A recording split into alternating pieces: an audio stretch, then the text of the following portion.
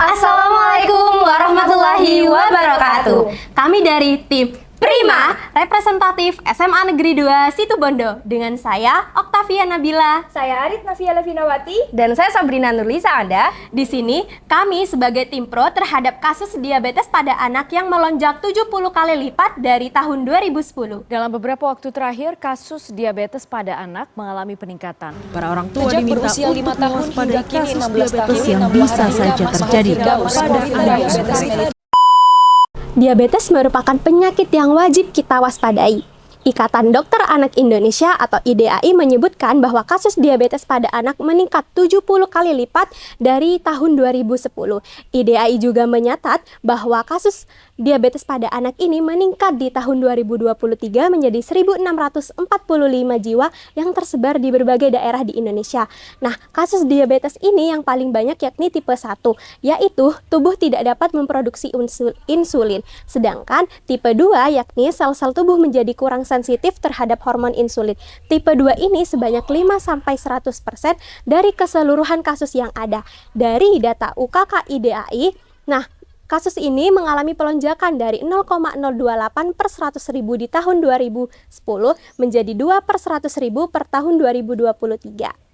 Berdasarkan usia, nah kasus diabetes pada anak ini paling banyak ditemukan pada anak berusia 10-14 tahun dengan presentase 46,23%. Nah, berdasarkan kelamin, perempuan merupakan jenis kelamin yang paling didominasi dalam penyakit diabetes pada anak ini, yakni persentasenya sebesar 59,3%, sedangkan pada laki-laki yaitu 40,7%. Ada beberapa faktor yang dapat menyebabkan diabetes pada anak yang patut kita khawatirkan. Di antaranya, yang pertama, ada faktor genetik. American Diabetes Association menyatakan bahwa diabetes mellitus tipe 2 memiliki hubungan yang sangat kuat dengan riwayat sekaligus keturunan keluarga. Pasien dengan diabetes tipe 1 pun memiliki resiko yang sama, tapi cenderung lebih kecil. Orang tua yang memiliki penyakit diabetes, kemungkinan besar anaknya juga akan memiliki penyakit yang sama sebanyak 50%. Yang kedua, adanya aktivitas yang tidak seimbang. Data Badan Pusat Statistik Indonesia menunjukkan hampir seluruh anak Indonesia bisa menggunakan handphone dan mengakses internet. Anak-anak zaman sekarang lebih cenderung terpaku dengan kecanggihan dunia gadget, sehingga mereka akan lebih malas untuk beraktivitas atau berkegiatan yang lain.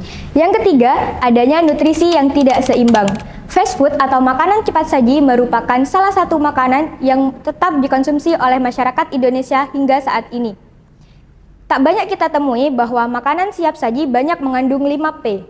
Sehingga peneliti menemukan bahwa makanan cepat saji dapat menaikkan kadar insulin sehingga nantinya bisa menaikkan kandungan lemak pada hati.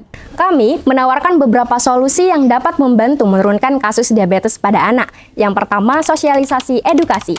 Anak perlu diedukasi untuk menghindari makanan yang mengandung 5P, menghindari minuman manis dan bersoda yang syarat akan fruktosa dan menggantinya dengan air putih. Selain itu, apabila anak mengalami berat badan yang berlebih, maka perlu adanya edukasi untuk menurunkan sekitar 5-10% dengan mengonsumsi buah dan sayur yang kaya akan serat dan berolahraga secara rutin. Yang kedua, memaksimalkan peran duta kesehatan. Pemerintah, orang tua, masyarakat, anak, dan sekolah dapat bersinergi melalui Dinas Kesehatan, ekstrakurikuler PIKR dan PMR untuk memaksimalkan duta kesehatan sebagai konselor sebaya karena sejak tahun 2022 pemerintah Indonesia telah secara resmi mengumumkan dan meluncurkan program Merdeka Belajar yang artinya anak dapat belajar dari siapa saja termasuk dari teman sebayanya. Yang ketiga, program cerah atau cek gula darah dapat menjadi program inovasi rutin sekolah yang sebagai bentuk controlling gula darah terhadap anak sehingga anak dapat lebih waspada terhadap penyakit diabetes. Berdasarkan argumen-argumen yang kami sampaikan, dengan ini kami nyatakan kami tetap pro dengan mosi kasus diabetes pada anak meningkat 70 kali lipat dari tahun 2010. Dan kami yakin apabila pemerintah, masyarakat, orang tua, dan anak dapat bersinergi, kasus diabetes pada anak dapat menurun dan tujuan pembangunan berkelanjutan atau SDGs nomor 3 dapat terlaksana. Terima kasih atas perhatiannya. Wassalamualaikum warahmatullahi wabarakatuh.